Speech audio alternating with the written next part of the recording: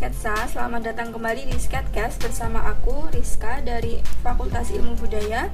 Dan kali ini aku nggak sendiri nih, ada teman aku yang akan menemani perbincangan kita kali ini. Halo Sobat Sketsa, nama aku Lili dari Fakultas Ilmu Budaya juga. Ya BTW, gimana nih kabarnya Kak Rizka? Baik dong, kamu sendiri gimana nih? Baik kan?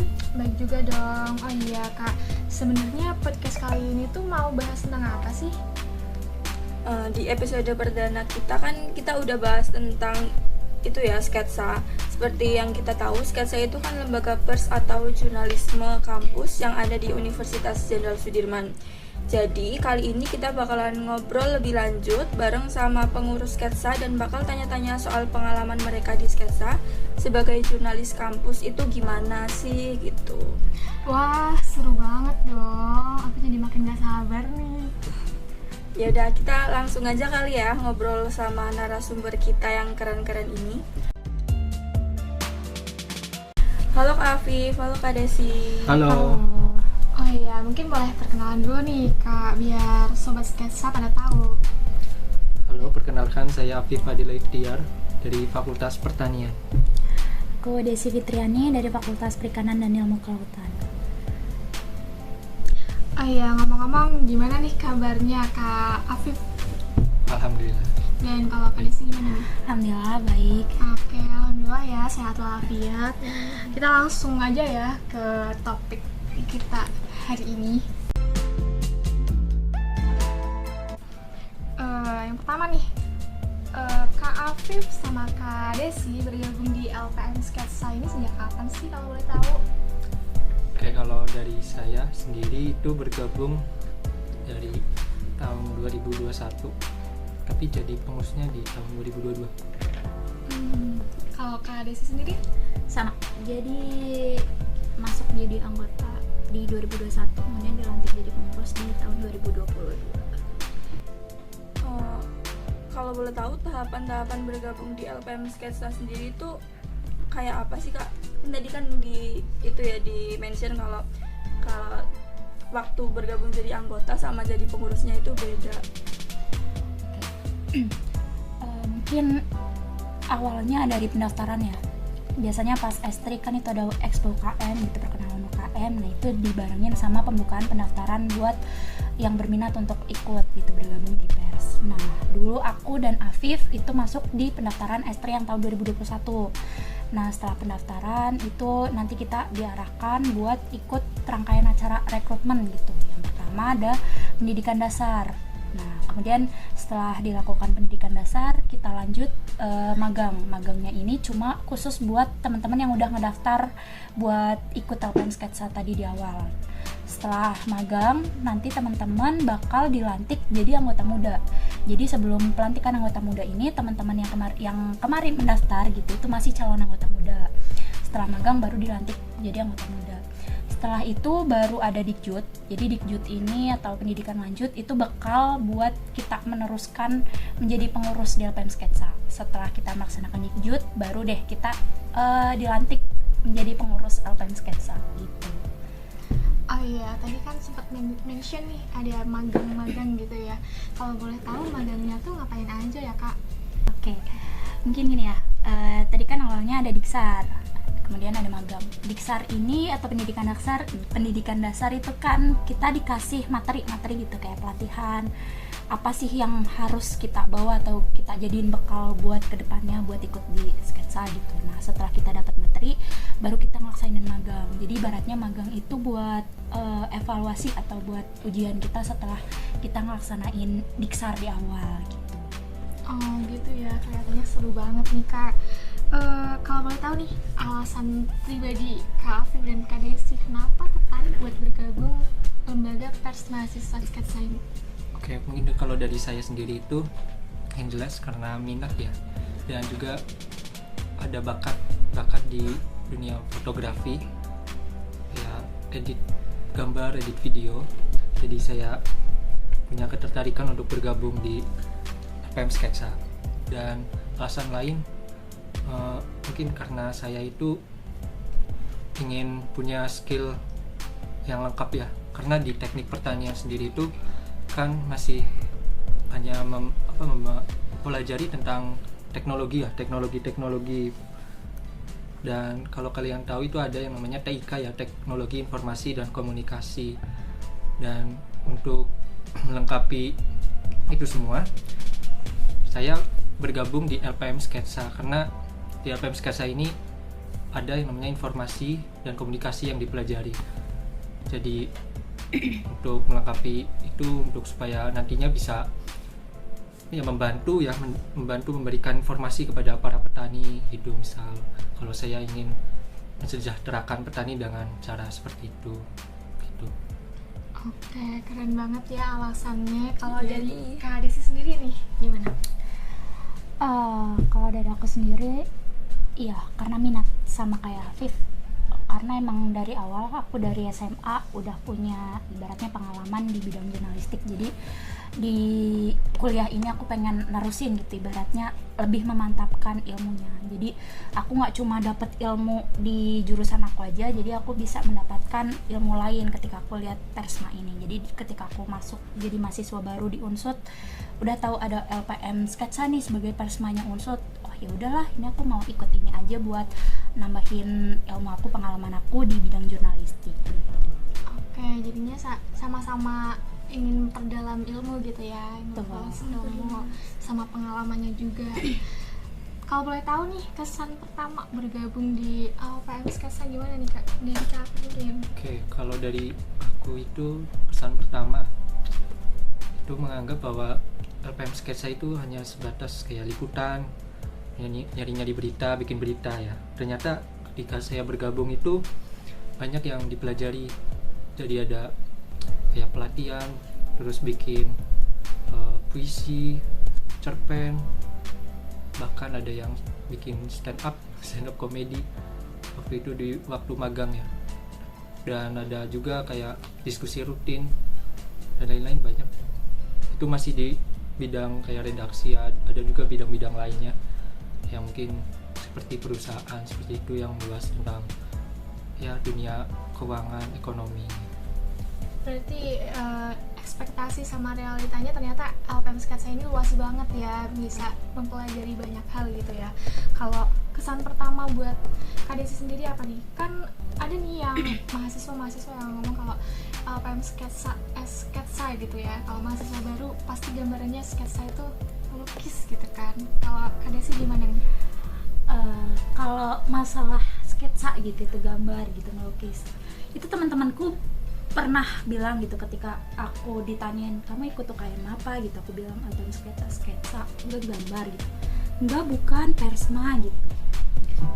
Kalau dari aku sendiri dari awal ya udah tahu Persma gitu, tapi mungkin kalau buat orang-orang ya ada gitu yang berstatement gitu. Tapi untuk aku sendiri hampir sama kayak Afif sih, jadi pernah berpikiran Persma tuh cuma kerjanya bikin berita, kita di lapangan nyari isu, nyari berita, wawancara gitu. Ternyata setelah gabung ke Sketsa gitu ya ada yang hal-hal lain yang kita lakuin, mulai dari diskusi, mulai dari pelatihan-pelatihannya, pelatihan menulis, pelatihan banyak lah.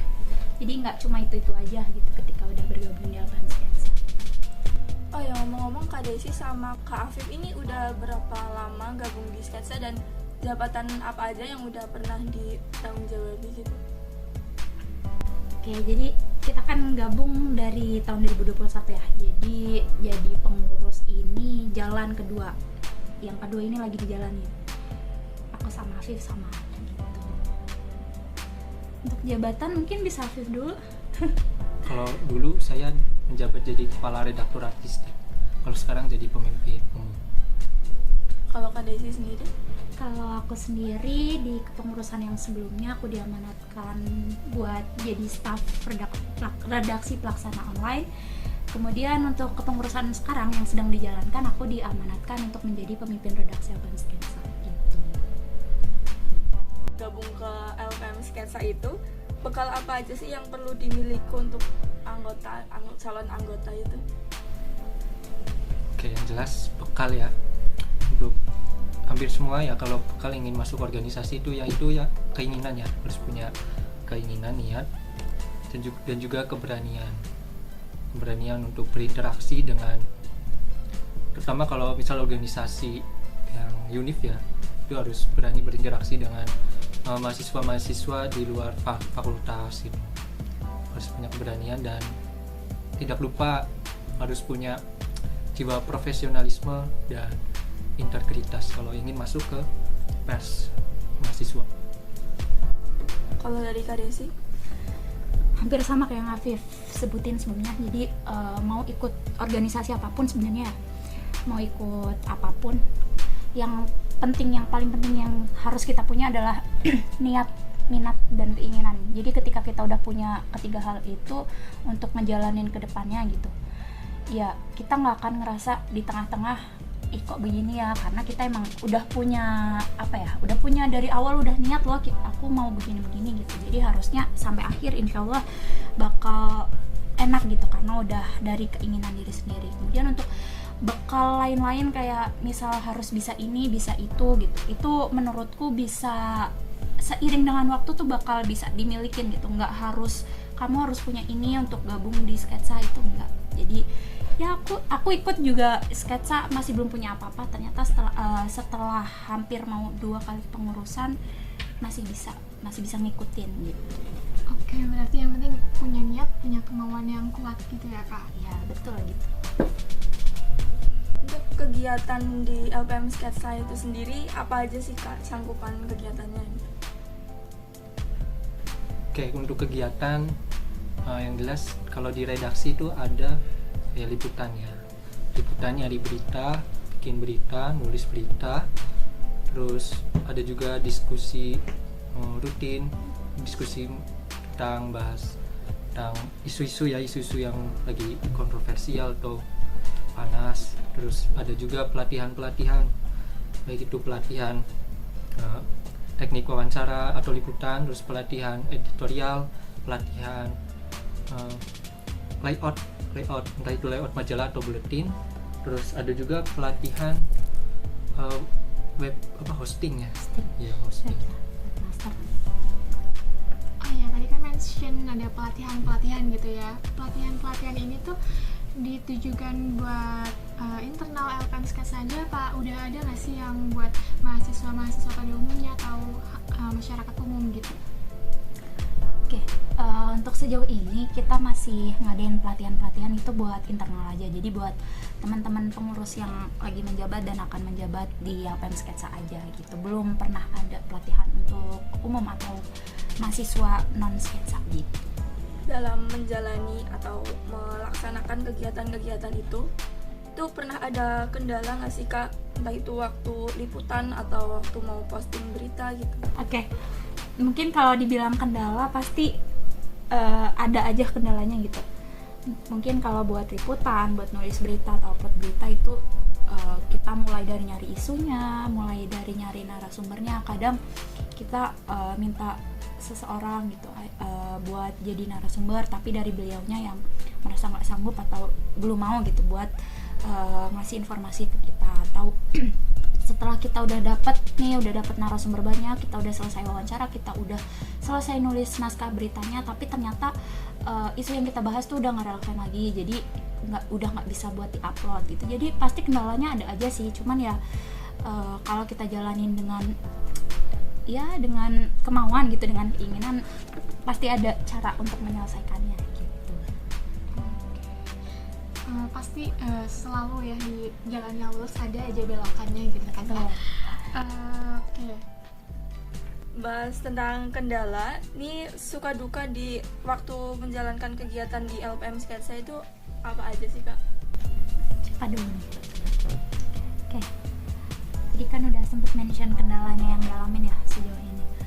Kalau dibilang suka disandingin sama duka, menurutku lebih banyakan sukanya sih. Kayak aku ketemu sama kalian gitu, aku punya teman-teman baru, punya keluarga baru, itu udah termasuk suka gitu. Aku punya, ya bisa dibilang keluarga gitu.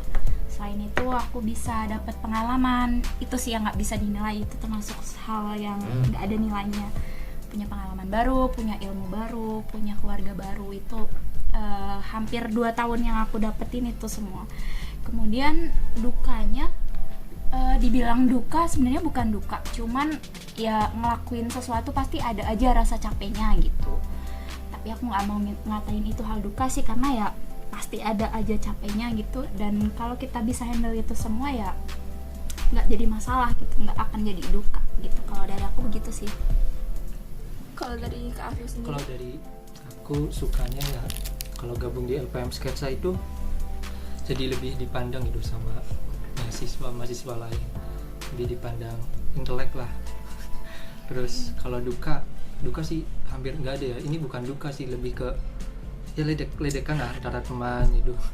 Jadi bahan ledek-ledekan kalau misal lagi nongkrong itu biasanya diledekin, awas nanti diberitain gitu kalau mau apa gitu.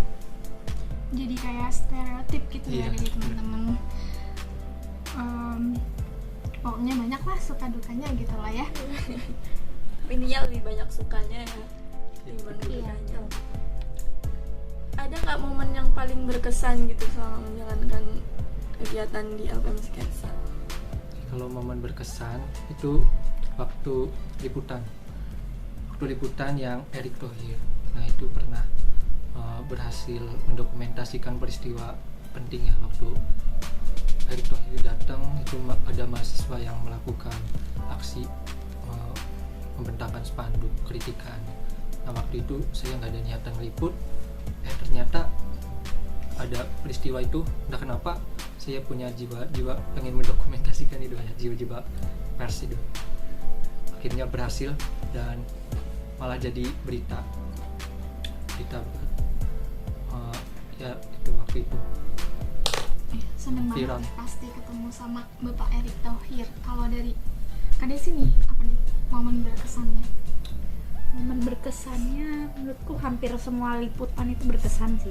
Jadi ketika kita liputan, kita wawancara orang, kita kan ketemu orang baru gitu, kita belum kenal, terus kita tiba-tiba tanya-tanya ke beliau gitu. Menurutku itu berkesan. Jadi aku bisa tahu pandangan orang lain yang sebelumnya belum aku tahu, belum aku kenal gitu. Setelah melakukan liputan, wawancara, oh gitu. Jadi ya banyak hal baru yang masuk ke diri aku sendiri. Iya. Gitu. Apalagi kalau misal melakukan liputan yang eksklusif gitu, biasanya dapat kedekatan yang lebih dengan narasumber. Betul. Pokoknya banyak lah ya momen-momen berkesan di LPM Sketsa, apalagi kalau ikut liputan gitu ya. Kalau mau gabung di LPM Sketsa gitu kan kita harus punya bekal nih. Bekal apa sih yang harus dimilikin? Kalau ini lebih ke mungkin ilmu apa aja sih yang udah kakak dapetin selama dua kepengurusan ini ya? Oke, kalau dari saya yang pertama itu jadi bisa memanage waktu, terus memanage sebuah organisasi, bagaimana kerja dengan tim, terus jadi lebih berani berinteraksi dengan orang-orang ya. Apalagi kalau misal lagi liputan ketemu narasumber yang penting, contohnya kayak rektor, itu kan harus butuh keberanian untuk berkomunikasi. Dan banyak sih yang dipelajari karena ada pelatihan juga kan, seperti yang tadi disebutkan itu. Kalau Kak Desi sendiri gimana? Hampir sama kayak Afif sih. Jadi mungkin kalau dari aku sendiri kan awalnya nggak punya keberanian sebesar itu. Cuman setelah aku ikut sketsa, ditugaskan untuk kamu wawancara si A, si B gitu. Jadi mau nggak mau aku harus menekan rasa maluku untuk bertemu dengan orang baru dan membuka obrolan dengan beliau ini gitu. Jadi setelah mengikuti LPM Sketsa sejauh ini ya, jadi lebih berani untuk berbicara gitu, berani untuk berbicara, berpendapat, kemudian ketemu orang baru itu jadi lebih berani. Kemudian selain itu mungkin dari segi sastra gitu, mungkin karena dari sketsa itu juga sering ngadain pelatihan kepenulisan, kebahasaan yang berhubungan dengan sastra gitu, itu juga ngaruh ke ilmu dalam menulis gitu, entah sastra non sastra, itu ngaruh juga sih menurutku. Sejauh ini lumayan ada perkembangan dari aku yang dulu gitu. Pokoknya banyak deh lah ya yang bisa didapetin kalau gabung di LPM Sketsa. Kalau buat harapan sendiri nih buat LPM Sketsa ke depannya gimana nih Kak? Harapan saya semoga LPM Sketsa, terutama untuk anggota-anggota yang masih baru bisa belajar ya dari kakak-kakak yang sudah pernah menjalankan kegiatan di LPM Sketsa ini. Terus untuk kedepannya ya, kalau misal setelah lulus, semoga bisa bermanfaat ya ilmu dari yang kita dapatkan di LPM Sketsa ini, dan bisa bermanfaat bagi bangsa dan negara. Kalau jadi Kak Desi, harapan buat LPM Sketsa apa nih? Harapan buat LPM Sketsa, semoga teman-teman pengurus yang ikut di LPM Sketsa menjadikan LPM Sketsa itu bukan cuma suatu hal emang aku harus di sini, aku harus nyelesain, tapi buat pembelajaran gitu, biar bisa berguna juga ke depannya. Jadi ya bermanfaat aja, bukan cuma saat ini tapi ke saat depan, di masa depan gitu. Oke, pokoknya LPM Sketsa ini semoga bisa bermanfaat ya buat banyak orang gitu ya, Betul. dan bisa sukses ke depannya. Amin. Wah, nggak terasa ya Kak, kita udah ngobrol banyak nih. Terima kasih ya Kak buat Kak Afif sama Kak Desi yang udah mau menyempatkan waktunya buat sharing banyak hal menarik ke kita tentang jurnalis kampus. Dan terima kasih juga buat Sobat Sketsa yang sudah mendengarkan Sketcast kali ini. Saya Rizka dan Dan saya Lili. pamit undur diri. Sampai jumpa di episode Sketcast selanjutnya yang tentunya semakin menarik. Sampai jumpa.